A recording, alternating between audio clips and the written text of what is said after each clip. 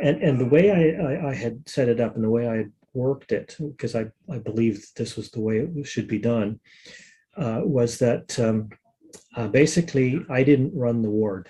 Now, often bishops will say, okay, I'm in charge of this and I'm in charge of that. I didn't do that at all. I drew the line at, I think it was 18, because that's when they went into Melchizedek priesthood out of that. So at 18, so my first counselor was from 0 to 18, and then the second counselor was 18 and above, or 19 and above. Nice. And so what it meant was that I didn't have any of those other kind of responsibilities, which meant that I could spend my time doing bishop things. So I could get into, ministering with people's problems, that sort of thing.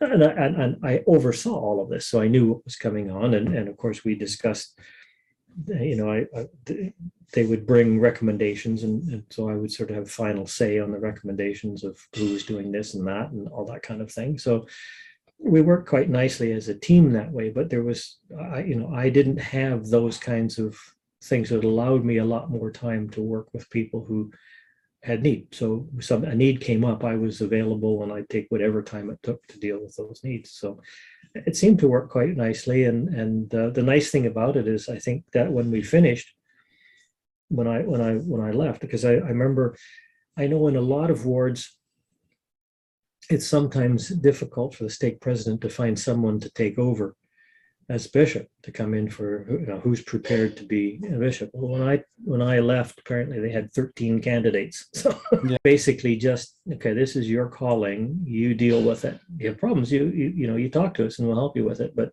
we're not doing it, it's yours. We held everybody kind of responsible to that, and everybody stepped up.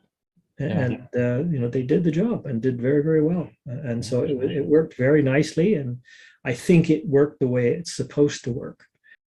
Had the first feeling ever as a bishop of Surrey Third, having read the scriptures about the pruning, if you like, in the last days, the weeding away of people, and I didn't want to lose any. I looked around the congregation and I don't want to lose the awesome. I don't want to lose. And I remember sitting there and thinking, I don't want to lose any of these people. Please, Heavenly Father, no purging, no. Last days is great, but can I keep all of these people?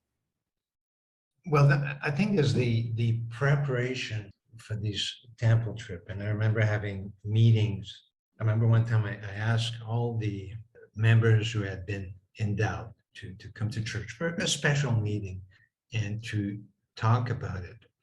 And some of them, perhaps their temple recommend had expired for whatever reason. And we were talking about the importance of preparing, getting stronger, getting valid temple recommend, but also mentioning that there are so many others out there that may have been endowed, maybe less active, and we need to really work together to try to bring them back to the fold. So I think part of the preparation was very, very important. Of course, just the driving to the temple that was in Seattle. Well, first, you start with a warning, as I said. There has to be some balance. I realized that during that time, your family, your wife, your kids, it's a sacrifice because you cannot be there all the time. But you could also make the mistake, and I've mentioned that to some elders who weren't present when providing some training. We could make the mistake of neglecting our family because we want to succeed and do so well. So there has to be a balance, but certainly was very busy. I remember there was Sunday morning. It started with our bishopric meeting, I think around 6:30. And of course you have to prepare for all these meetings and conduct and teach. And I would leave church usually between 4 and 6 p.m. because after all these meeting and training, there were a lot of interviews. And I remember walking at that time, the house was very close to church. And I remember walking home being totally exhausted, physically, emotionally, but extremely happy because, we were able to do some good there. And of course, there are times you cannot fix all the problems in the world, but because of these long hours and listening to these brothers and sisters and you doing interviews, which was only part of it, there was meeting, but these interviews are so important. And I still do that today. So that's why you get to know, you have to know your sheep and you have to conduct interview. And of course, it's interesting because I remember during sacrament meeting, you're sitting there on the stand with your counselor, and my wife would often tell me, why do you look so miserable? I'm not miserable, but while everybody's doing their thing and preparing for sacrament or whatever, you think of all the members who are struggling because you know them and you know they're struggling. So while all these things are happening, you're thinking of this brother, this sister, or the youth.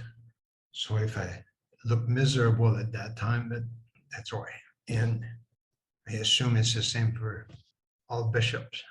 Some bishops have the ability to have a big smile. If the others look miserable like me, don't be too hard on them.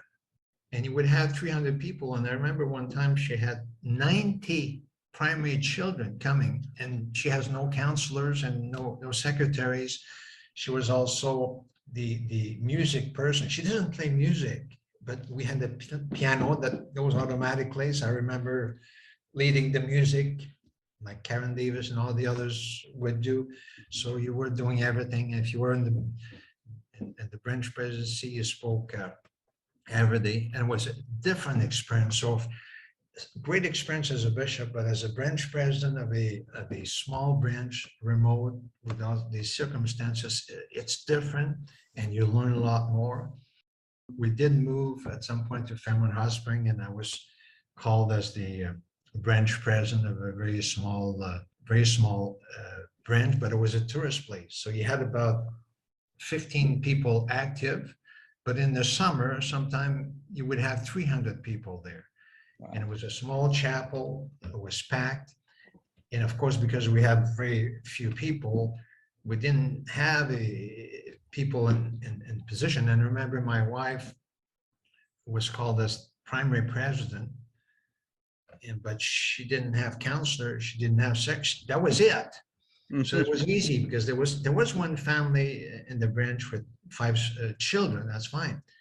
But in the summer, they would come. And then later on, I was called as branch president of the young single adult. And this was also extremely wonderful. And I've given talks after I was released. I was asked by the state to give a fireside to the young single adult. And there's a lot of very powerful, interesting thing there. And again, most of what I did then was a lot of interviewing people that were preparing to go on the mission. Most of the people were returned missionaries with all kinds of challenges, but they were wonderful. They were so appreciative. And of course, I didn't have to worry about the primary and the youth and all that, but the young single adult were so appreciative, and it was a pleasure to have them in your office. And of course, some of them had serious challenges, but to be able to get to know them and work with them through these challenges. And again, I don't keep in touch with them, but I remember most of them very well. So those were great. Then of course we moved to Mexico, and there's the language, and it, for those who have served the mission in some other countries and some places, it's the gospel, the same principle, but things are very, very different, and you have to adjust. You have to adjust to the culture, and we came here with I think a good attitude, but it does take time in the language. So now I serve as the eldest quorum president. Before I was serving as the stake leader for the addiction recovery program. It was very, very interesting. And all that is in Spanish. We do have a few people that speak English. And then I was the stake self-reliance and welfare specialist. And so a lot of teaching the bishopric and so forth. And now I'm the eldest quorum president. Of course, the role of the eldest quorum presidency has changed. The Relief Society president and the eldest quorum president, it's like being a bishop these days. It's very different. But it is challenging. I manage quite well in Spanish. I could give a talk. I conduct several meetings. I do training, but when you speak too fast and they don't pronounce very well, I still struggle. And of course, it's harder to learn another language when you're older and then your memory fades. But I love learning languages, and we absolutely love it here. We came here to serve, the beautiful weather as well, but to serve. We hope to stay here as long as our health will permit, because we have no insurance like Canada, but there's a likelihood that in due time we will have to return back, and maybe we will be back in Surrey Third Ward. There you go. Who knows? I hope that answers a little bit of your No, question. that's true.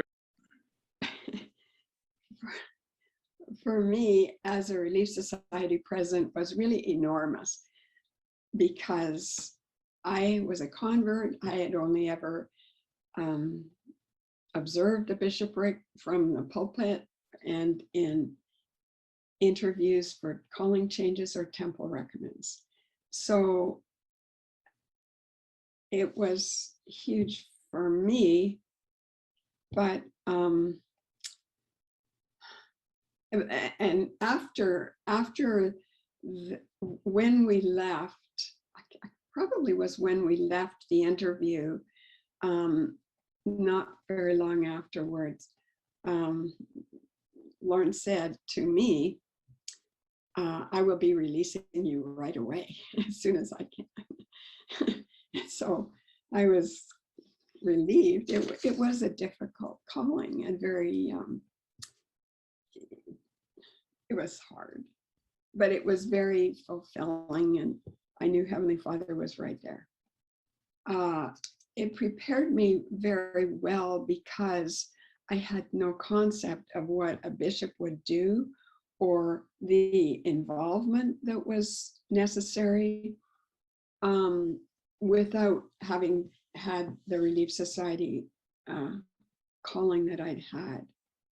And so it prepared me to be able to be a support and understand the stressors and the worry and the concern and the joy and the meetings and the support that he needed. And I was so grateful to be able to strive to offer that.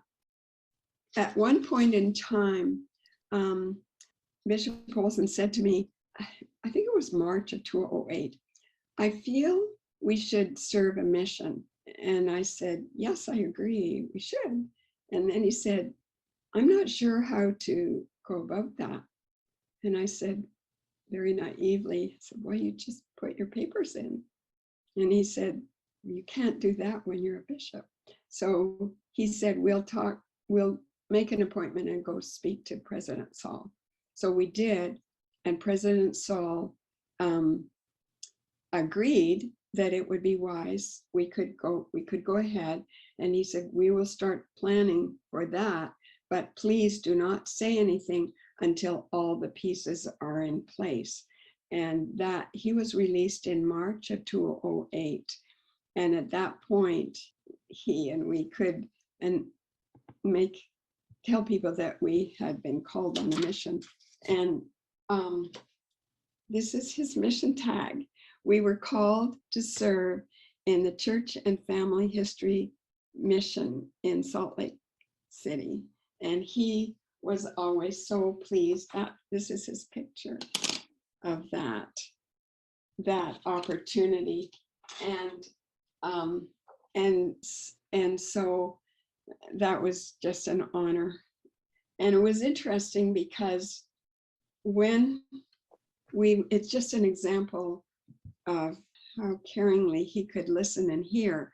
When we were filling out our papers, he put in 18 months we would serve. And I said, oh, this has been so much work. We have to consider our insurance.